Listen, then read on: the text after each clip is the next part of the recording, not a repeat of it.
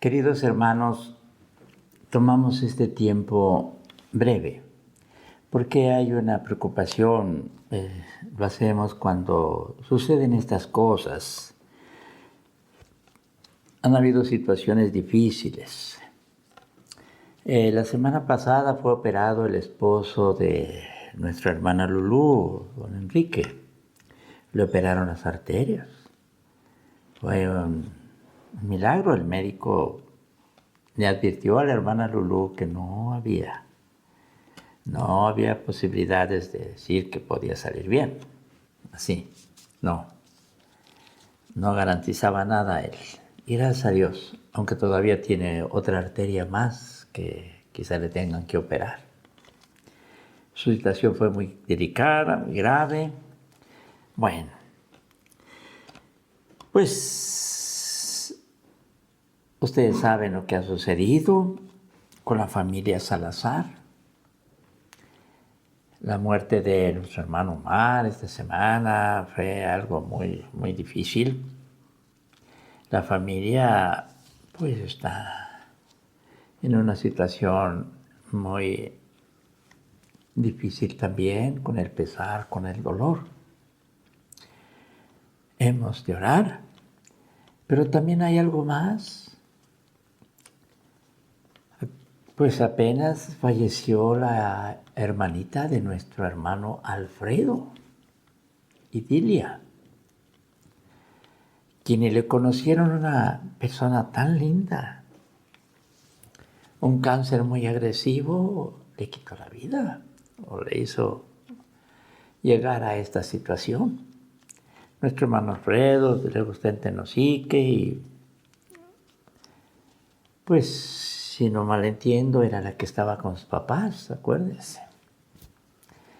Bien, hermanos, son situaciones muy difíciles. Por eso les quiero pedir a ustedes que me acompañen en esta oración, hermanos. Padre Celestial, te pedimos a esta hora que quieras animar a nuestra hermana Lulú Farrera y tu misericordia se extienda a su esposo y pueda restablecerse, aunque todavía tiene un tiempo muy difícil. Lo encomendamos en tus manos. Señor, ha sido muy difícil también el caso de la hermanita de nuestro hermano Alfredo. Y fue algo que de un momento a otro supimos, apenas 2 o 3 días. Un cáncer muy agresivo vino a esta linda mujer. Ya no pudo librar este problema. Ha fallecido y con este acontecimiento los padres de nuestro hermano Alfredo han tenido una experiencia y la tendrán muy difícil. Nuestro hermano Alfredo, sus familiares, ay Señor, su familia, nuestro hermano Alfredo también. Señor, manifiéstate misericordiosamente y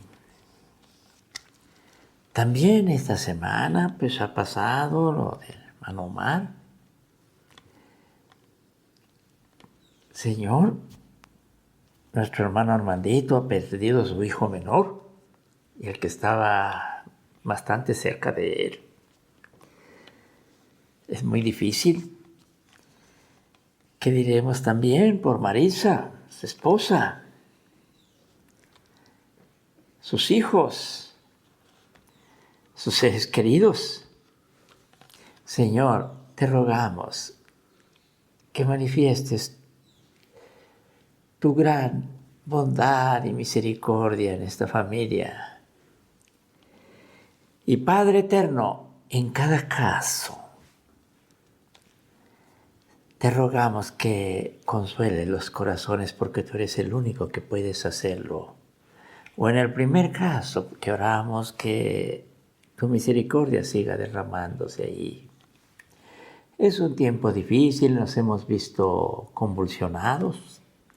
Pero Señor, bendito seas porque te tenemos a ti. Trae paz al corazón atormentado consuela a los corazones que sufren, llena de confianza a los que necesitan confiar en tu bondad y misericordia. Y como iglesia, permítenos, Señor, también bendecir tu nombre, porque podemos esperar que tú te glorifiques en cada caso y sea para nosotros un motivo más para buscar tu rostro, para orar y para también reflexionar ante estos acontecimientos. Gracias, Padre eterno. Glorifícate, Señor, en cada caso, en tu iglesia, en nuestras vidas, en el nombre de Cristo Jesús. Amén.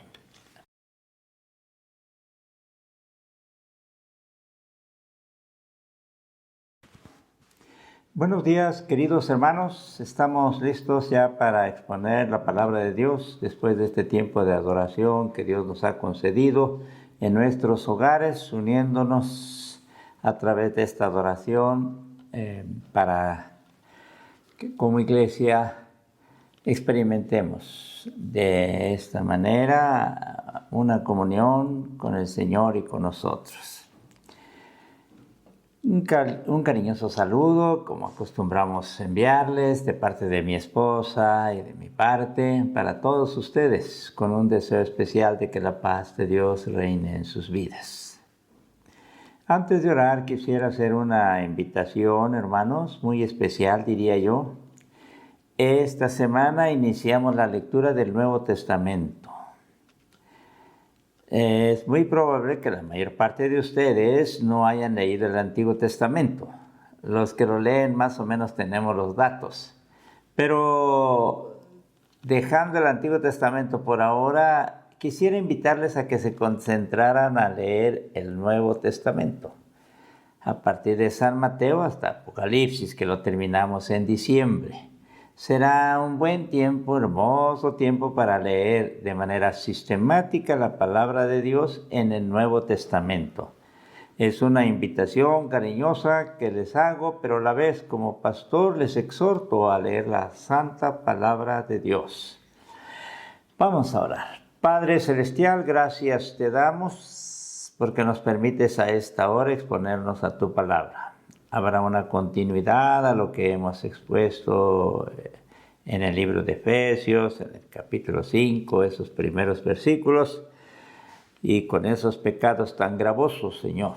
Permítenos que tu Santo Espíritu nos ayude para que podamos, partiendo de tu santa palabra, fundamentándonos en ella, tener la comprensión apropiada que debemos tener, para así quedar libres de esa triste condición de influencia mundanal aún en el ámbito de la iglesia. Una influencia pagana que no debiéramos nosotros cerrar los ojos. Esperamos que tu palabra no solo nos abra esta comprensión, sino que nos lleve a hacer los arreglos pertinentes. Habla pues, Señor, a través de tu palabra a tu iglesia. En el nombre de Cristo Jesús. Amén. Amén. Versículos 5 y 8, 5, 6, 7 y 8 del capítulo 5 de Efesios que hemos estado exponiendo, salvo el domingo pasado, pues por el aniversario de la iglesia, y se invitó al hermano Guito para que expusiera la palabra.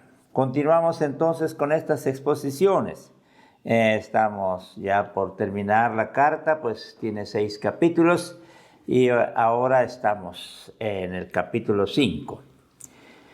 La exhortación, aquí hay una exhortación desde luego que tiene que ver con la pureza de la vida cristiana de los hijos de Dios y también la gratitud que se debe corresponder a Dios ante sus bondades maravillosas, su salvación y todo lo que Él ha traído a nuestras vidas.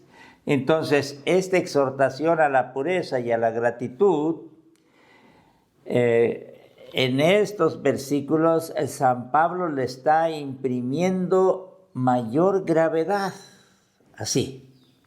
Si lo que han escuchado ustedes han considerado como algo muy fuerte, muy delicado, muy serio y preocupante. Bueno, en estos versículos San Pablo le imprime mayor gravedad, o los encarece, como se dice. ¿Y cómo lo hace? Pues haciendo ver claramente a los miembros de la comunidad lo que van a perder. Lo van a perder si vuelven a caer en esos pecados tan característicos entre los paganos. Pecados que nunca deben darse entre los que han sido llamados a ser imitadores de Dios, como dicen los versículos anteriores. Nunca deben darse entre los que han sido llamados a ser imitadores de Dios como hijos amados. Aquellos que ahora forman parte del pueblo santo de Dios, a los que como tales Dios les dice que esos pecados ni aún se nombre entre ellos, entre nosotros, ni aún se nombre, que de menos la cuestión práctica, hermanos. Bueno, ya se ha expuesto, pero es una especie de breve recordatorio. Ahora, aquí vamos a encontrar algo que espero que incremente nuestra preocupación en este asunto. Ese es el propósito, hermanos. Y quiero advertirles que estamos en tiempos difíciles. La iglesia está viviendo momentos difíciles, tiempos difíciles. Tiempos en los que estos pecados se les ha minimizado. La fornicación, la inmundicia y la codicia, bueno, no se ven exactamente con la gravedad que los ve Dios y que los ve el apóstol y que lo ve la iglesia. Nosotros así también debemos verlo. Uno de los problemas que tenemos en nuestra forma de proceder es que, voy a decirlo así, alguna ocasión lo he referido, tenemos una vista muy corta para esto. Así, una vista muy corta. Llega a una distancia muy corta en cuanto a tiempo que vivimos, hermanos. No nos damos cuenta, en otras palabras, no somos capaces de percibir con claridad o tener una frescura de las consecuencias que vamos a tener por el proceder de diferentes cosas, ahora en especial de estos pecados. Les digo que tenemos una vista muy corta porque vemos nada más así. No. Es que Dios no puede ser burlado. Tarde o temprano esos pecados van a traer las consecuencias fatales. Así. Y cuando yo voy comprendiendo que más adelante, más allá, voy a experimentar las difíciles consecuencias de los pecados cometidos ahora, entonces ha de generarse dentro de mí una preocupación. En el término bíblico, un temor, verdadero temor. Y Dios nos permite ese temor cuando nos exhorta de esta manera. Vamos. El hecho de que el apóstol en el versículo 5 que hemos considerado ahora acentúe una vez más la advertencia contra la fornicación, la impureza y la avaricia, ese hecho hace que ustedes y yo le demos una mayor seriedad a esta exhortación. Ya lo dijo San Pablo en el versículo 3 del capítulo 5, hermanos. Dice el apóstol así: pero fornicación y toda inmundicia o avaricia ni aun se nombre entre vosotros, como conviene a santos. En el versículo 5, noten ustedes, lo vuelve a repetir, vuelve a referir estos pecados, los otros tres no, que tienen que ver con la palabra, la conversación, pero estos tres nuevamente lo vuelve a repetir, y eso ya cobra una seriedad muy especial cuando en el texto bíblico se hace esto, porque hay una razón muy grande, muy especial. Porque sabéis, dice el versículo 5, noten ustedes, porque sabéis esto, que ningún fornicario o inmundo o avaro que es idólatra, vamos a aclarar adelantito esto, tiene herencia en el reino de Cristo y de Dios. Nuevamente vuelve a decir estos pecados, pero al decirlos, entonces va a referir las consecuencias que tienen. Ahora, esta fatal consecuencia que refiere el apóstol San Pablo en el versículo 5 le lleva a nuevamente insistir otra vez en estos 3 pecados grotescos. ¿Cuál es la consecuencia? Serán excluidos ¿quiénes? Los hijos de Dios, los hijos amados, los cristianos, los que forman parte de la iglesia, los miembros en plena comunión, bueno, en los términos que queramos definir, los que conforman la iglesia. Los que no lo conforman, bueno, eso es una... Pero se refiere a los creyentes, hermanos. No olviden, la carta de los Efesios es una carta especial, única en el Nuevo Testamento para dirigirse a la iglesia. ¿Está bien? A los creyentes. Si cometen estos pecados, estos creyentes serán excluidos del reino de Cristo y de Dios. Vamos, con la venida del Señor Jesucristo, de Jesús de Nazaret, este reino se hizo ya presente. El reino de Dios o el reino de los cielos, el reino de Cristo, porque Él es el que inaugura este reino y hace realidad. Y se manifiesta este reino en aquellos que han obedecido al llamado a seguirlo, a seguir al Señor. Pero a la vez, este reino se revelará algún día de manera abierta y definitiva. Decimos de manera plena, pero ya en la actualidad es una realidad. Estamos dentro del reino de Dios, de los cielos, de Cristo y de Dios, o fuera.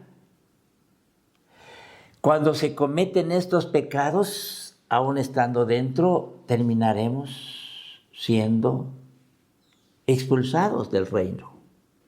Eso lo dice Dios, no lo dice ninguna institución eclesiástica, ninguna autoridad eclesiástica. No, lo está diciendo Dios a través de esta porción. Con las palabras iniciales, porque sabéis esto, se está confirmando que los miembros de la iglesia de Éfeso ya saben que quedarán excluidos de este reino divino y que por lo mismo quedarán así entregados a la ira de Dios. Una ira de Dios que se manifiesta en los gentiles, en los paganos, en la vida pasada que se tenía. Bueno, quedarán entonces excluidos de este reino. Por esta razón, el apóstol les exhorta no solo a los hermanos de la iglesia de Éfeso, sino también en otros pasajes. La iglesia de hoy, por medio de esta palabra de exhortación que el apóstol hace aquí en la iglesia a los Efesios, la carta que se dirige a los Efesios, también lo hace en otras partes y de una manera muy casi paralela lo hace en Colosenses también, 2 cartas que se escriben más o menos al mismo tiempo, la de Colosenses. Ahí dice, porque sabéis esto, para que nos demos cuenta la insistencia, hermanos. Porque sabéis esto. También debe saber de este castigo divino y debe estar plenamente consciente la iglesia, los creyentes, y deben estar conscientes no solo de la ira venidera, sino también de la manifestación de la ira presente, la manifestación de la ira en nuestro diario vivir. Aquí también cosecharemos lo que estamos sembrando al pecar así. Aquí también recibiremos el sufrimiento, el pesar, el dolor. Aquí también sabremos qué cosa es estar excluido del reino de Cristo y de Dios. El temor resultante del saber, porque si sabemos eso, hermanos, los hermanos de Éfeso lo saben, la iglesia cristiana debe saberlo, y si algunos no lo saben, qué bueno que sean estos mensajes los medios a través de los cuales adquieran ese conocimiento, ese saber. El saber debe generar en nosotros temor. El temor resultante del saber debe determinar la conducta cotidiana de los hijos amados. Noten que dice, con la cita que ya refería de Colosenses, haced morir pues lo terrenal en vosotros, fornicación, impureza, pasiones desordenadas, malos deseos y avaricia, que es idolatría, cosas por las cuales la ira de Dios viene sobre los hijos de desobediencia. La ira de Dios, en las cuales vosotros también anduvisteis en otro tiempo cuando vivíais en ellas. Pero ahora como hijos de Dios, no. Y está refiriéndose a Colosenses capítulo 3, versículos 5, 6 y 7. También allá lo refiere. Después del pecado vamos a hacer una aclaración. Después del pecado de codicia o avaricia, tanto en la carta a los Efesios como en Colosenses, tiene un agregado. Está una frase, inmediatamente aparece una frase, y esta es, ¿qué es idolatría? Avaricia, ¿qué es idolatría? Dice. Para entender esta relación, la avaricia con la idolatría, necesitamos una nota aclaratoria. Vamos a hacerla. El avaro o el codicioso quieren más las cosas que a Dios y a su reino. Quieren más las cosas que lo que quieren a Dios y lo que quieren a su reino, al reino de Dios. Esos son los avaros, los codiciosos, ¿sí? Es muy grave esto, ya en otro contexto, ustedes tal vez habrán escuchado alguna vez que estamos en un tiempo en el que la humanidad o la sociedad va viendo a las personas como cosas. Es un fenómeno que se le califica como cosificación. Ya le resta importancia al ser humano, es una actitud deshumanizante y termina viendo como cosas, como algo que le va a servir, y si no le sirve lo desecha. Bueno, pero esto en cierta forma se está refiriendo aquí también para el avaro o el codicioso. Quiere más las cosas que a Dios y que a su reino, cayendo así en la idolatría. Sí. ¿Por qué? Porque estas cosas las coloca en lugar de Dios, el lugar que debe tener Dios, el lugar más preponderante, el primer lugar, lo más alto, lo debe tener Dios en nuestras vidas. Pero en lugar de tener a Dios en ese lugar preponderante, prominente, lo tienen estas cosas. Y Dios es desplazado. Y lo notamos por la prioridad que damos. Un pecado, la idolatría, por demás detestable para Dios. En el Evangelio se nos dirá, mas buscad primeramente el reino de Dios y su justicia. Busquen ese reino, tomen en primer lugar a Dios. Pero y las otras cosas, en el contexto son cosas vitales, vestido, comida, bebida, de San Mateo 6:33. Y las otras cosas, bueno, y todas estas cosas os serán añadidas. Eso ya cuenta corre por cuenta de Dios. Cuando ustedes y yo ponemos en primer lugar a Dios, cuando buscamos primeramente su reino, ¿sí? Ahora, el problema del avaro, del codicioso, es que pone en primer lugar estas cosas y por lo consiguiente, pues, Dios es desplazado. Así, hermanos, es desplazado. Y guárdense esto, hermanos. Y si el apóstol insiste en esta expresión idolatría, es por eso. Bueno, versículos 6 y 7 dice así: nadie os engañe con palabras vanas, porque por estas cosas viene la ira de Dios sobre los hijos de desobediencia.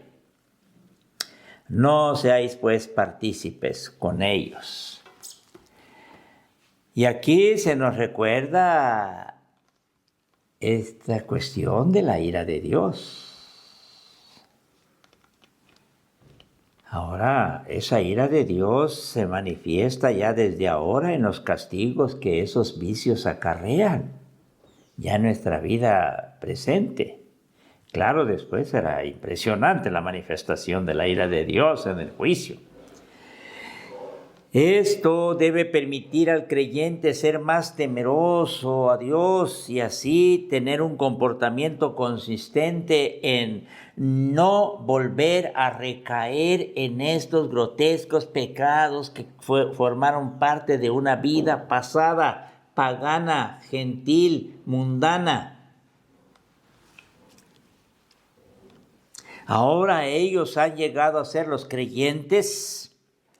Los cristianos ya no son paganos, ya no son, están en el mundo, pero no son del mundo en el lenguaje del Señor Jesús.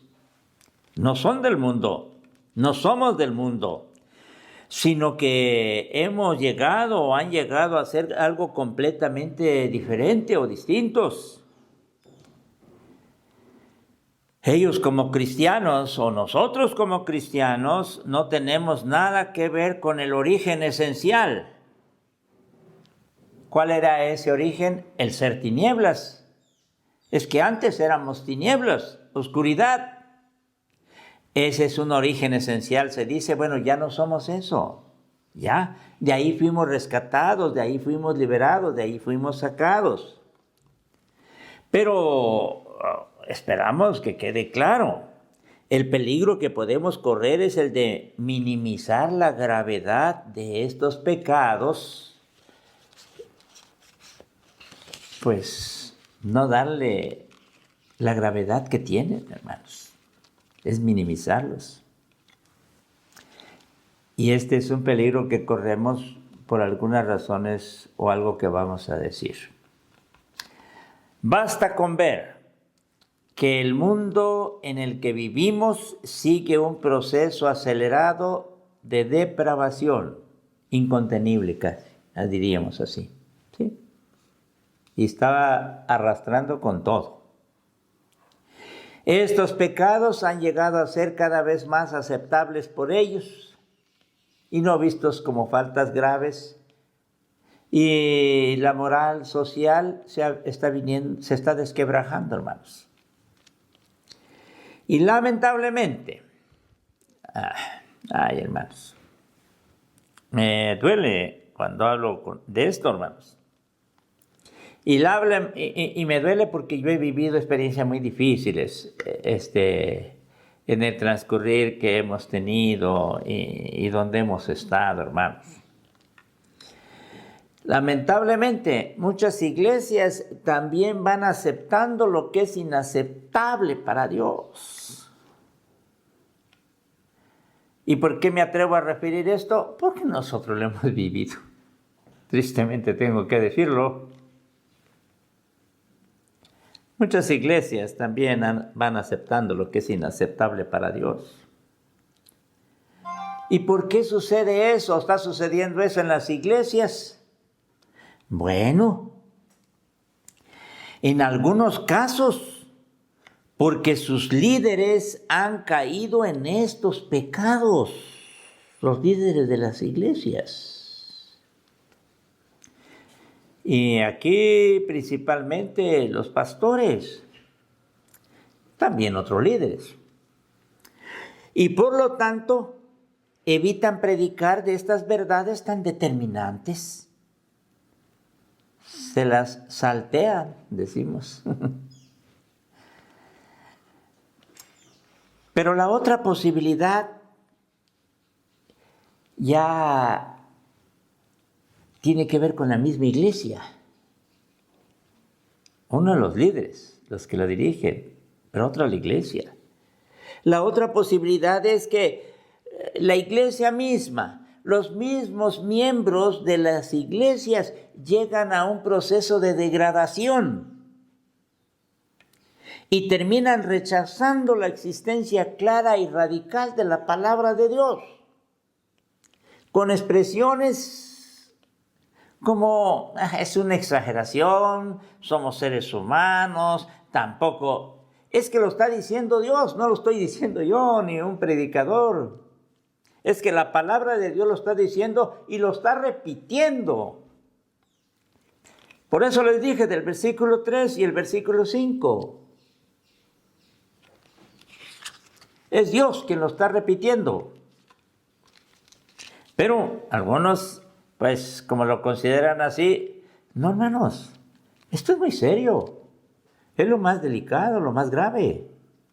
Pero no, lo que pasa es que también nosotros en cierta manera entonces ya nos vemos influidos por esa mentalidad que tiene el mundo para ver esto tan grave. No, pero es que también algunos pastores o algunas iglesias, ¿y eso qué importa? Lo que importa es lo que dice Dios. Y vuelvo a insistir, hermanos, es que esto nos ha dolido mucho en la vida que hemos, como les digo, llevamos ya en este asunto como líderes ya o como personas que han estado involucradas en la vida de la iglesia casi 50 años. Si el apóstol en el versículo 5 retoma con precisión estos 3 pecados tan graves del versículo 3, sería un tanto impensable que nosotros como creyentes que formamos parte de la iglesia del Señor, y me refiero a la iglesia Mahanael, dejemos las demás, sería impensable que nosotros como creyentes que formamos parte de esta iglesia del Señor no atendamos con la mayor seriedad posible la exhortación correspondiente. Ahora, si lo hacemos, entonces nos veremos libres de caer en estos pecados. Y para reforzar eso, el apóstol nos hace la siguiente advertencia: nadie os engañe. Y este es el punto al que puedo agregar, aparte de decir del pecado de los líderes, de la concepción que la iglesia puede tener ya muy diluida en cuanto a la delicadeza de estos pecados, también es el engaño. Nadie os engañe, nadie os engañe. Y el maestro del engaño es el diablo, desde luego. Y usará a personas como instrumentos o formas diferentes. Nadie os engañe, ni hermanos, ni predicadores, ni líderes, ni padres, ni los hijos, ni los familiares, nadie, así, nadie los engaña. Precisamente porque se ve uno influido con estos comentarios y con ese tipo de engaños, por eso termina uno concibiendo que eso no es tan grave, no es tan delicado. ¿Cómo que no va a ser? Si llegamos a ser engañados, terminaremos siendo desobedientes y haciendo lo mismo que los paganos hacen. No, que se ve con esta familia, también en la iglesia. Hermanos, Dios sabe cuánto me pesa reconocer que esta es una realidad. que hemos tenido que vivir. Y esperamos que esta palabra bendita llegue a nuestras mentes y corazones para detener eso. Basta ya. Y si en otros tiempos ha sucedido, bueno, que eso nos sirva para tener más temor, para cuidar más. Porque esto traerá como consecuencia ser excluidos del reino de Cristo y de Dios. Y la ira de Dios entonces vendrá sobre nosotros. Mientras estemos en el reino, estamos protegidos de la ira que puede derramarse. Pero fuera de él, estamos expuestos completamente a la ira divina. Versículo 8. Y ya es nada más un complemento por lo que ya hemos expuesto. Porque en otro tiempo erais tinieblas, mas ahora sois luz en el Señor. Y termina diciendo, andad como hijos de luz.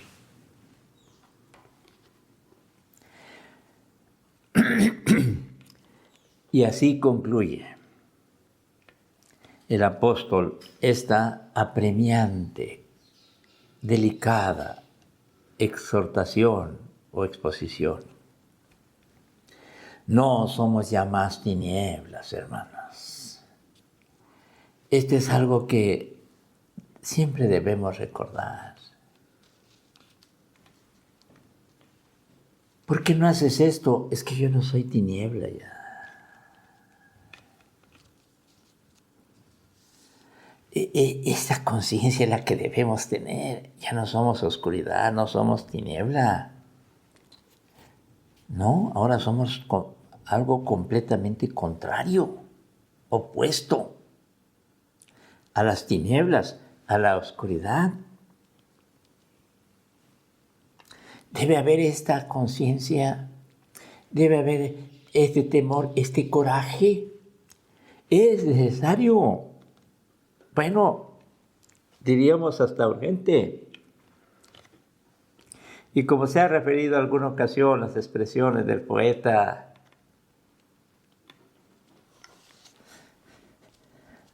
hay aves que cruzan el pantano y no se manchan. Mi plumaje es de esos. Porque Dios puede darnos la gracia para no manchar nuestro plumaje. Porque no somos tinieblas. ¿Qué tenemos que ver con las tinieblas, hermanos? En lo personal doy gracias a Dios porque puedo predicarles este mensaje todavía. Bendigo a Dios porque con eso me da autoridad para hablarles. Y más vale que me escuchen, queridos hermanos, y podamos retomar esto. Ya no somos tiniebla, ya no somos lodo, ahora somos luz. Y de una manera, diría yo, un tanto delicada o concluyente, convincente, dirá Dios. Entonces, vivan, condúzcanse, procedan conforme a lo que son. Son luz, pues anden entonces como hijos de luz. Las tinieblas, ¿qué tienen que ver las tinieblas con ustedes? Diría Dios, hijos amados, santos. Ni aún se nombre entre vosotros. Padre Celestial, muchas gracias por tu palabra. Gracias, Señor. Gracias porque nos has cuidado. Gracias porque nos has ayudado. Y si alguien, hermano, hermana, joven, ha incurrido en uno de estos pecados o en estos pecados,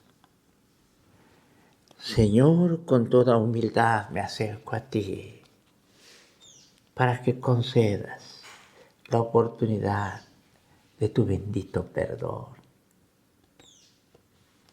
Y entonces nuevamente pueda participarse de tu reino, bendito reino,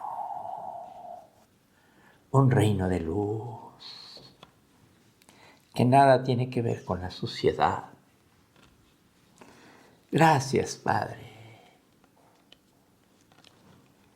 Y por cuanto tú quieres, a través de tu palabra, exhortarnos o llamarnos para continuar así o para alcanzar el perdón, tú también estás presto, Señor, para hacerlo. Pues tu palabra misma lo expresa. Fiel es el que os llama, el cual también lo hará. Y lo haces cuando se está hablando de la santificación, de la pureza de la luz. Señor, esto es lo que tú quieres, de esto debemos llenar nuestra mente y corazón. Que nadie nos engañe, nadie. Tú tienes la verdad. Y esto ha de traducirse en bendición en esta vida, cuanto más en la venidera. Gracias por tu palabra, Señor, en el nombre de Cristo Jesús. Amén.